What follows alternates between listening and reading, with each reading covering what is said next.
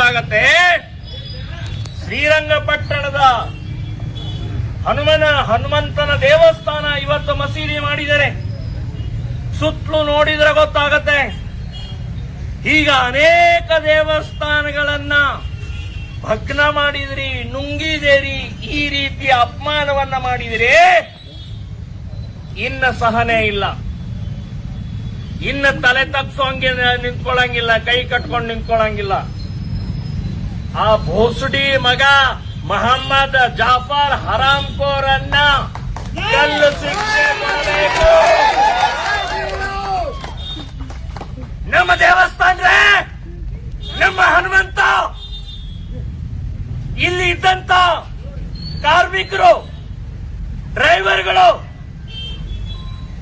ತಮ್ಮ ಭಕ್ತಿಯಿಂದ, ಶಕ್ತಿಯಿಂದ ಎಲ್ಲರೂ ದುಡ್ಡು ಸಂಗ್ರಹ ಮಾಡಿ ಇಲ್ಲಿ ದೇವಸ್ಥಾನ ಕಟ್ಟಿದ್ರೆ ನಿಮಗೆ ಕೊಟ್ಟವ್ರೆ. ಮೊಹಮ್ಮದ್ ಜಾಫರ್ ಅನ್ನುವಂತ ಒಬ್ಬನೇ ವ್ಯಕ್ತಿ ಇಲ್ಲ, ಅವನ ಹಿಂದೆ ಇರುವಂತ ಇಸ್ಲಾಂ ಶಕ್ತಿ ಇದೆ, ಮುಲ್ಲಾ ಮೌಲ್ವಿಗಳಿದ್ದಾರೆ. ನಾನು ಹೇಳ್ತೇನೆ, ಈ ಕ್ಷೇತ್ರದ MLA ಕೂಡ ಇದ್ದಾರೆ. ಯಾಕೆ ಅಂದ್ರೆ ಅವನು ಹೇಳ್ದ ಪಠಾಣರಿಗೆ ಹುಟ್ಟು ಹಬ್ಬದ ಕೊಡುಗೆ ಅಂತ ಹೇಳಿ ಇಲ್ಲಿ ಹುಚ್ಚು ಹೋಯ್ತಾನ ಅವನ ಮಗ. ಕೇಳಿಸ್ಕೊಂಡಿದ್ದಾರೆ, ದಾಖಲೆ ಇದೆ, ಸಾಕ್ಷಿಗಳಿದ್ದಾವೆ. ಅವನು ಬೈತಾನೆ, ಉರ್ದುದಲ್ಲಿ ಬೈತಾನೆ,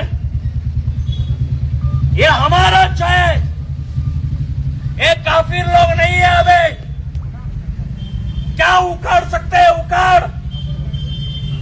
ಸೊಕ್ಕಿನಿಂದ ಮಾತಾಡ್ತಾನೆ. ನಾನು ಹೇಳೋದು, ಇದಕ್ಕೆ ಕ್ಷಮೆ ಇಲ್ಲ.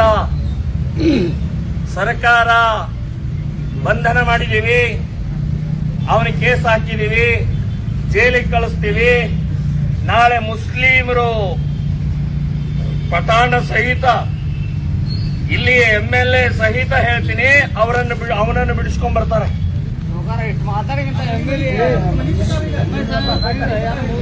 ಚಂದ್ರ ಇದ್ದೂರವ್ರು ಈ ಕ್ಷೇತ್ರದ ಬಡವರಿಗೆ, ಈ ಕ್ಷೇತ್ರದ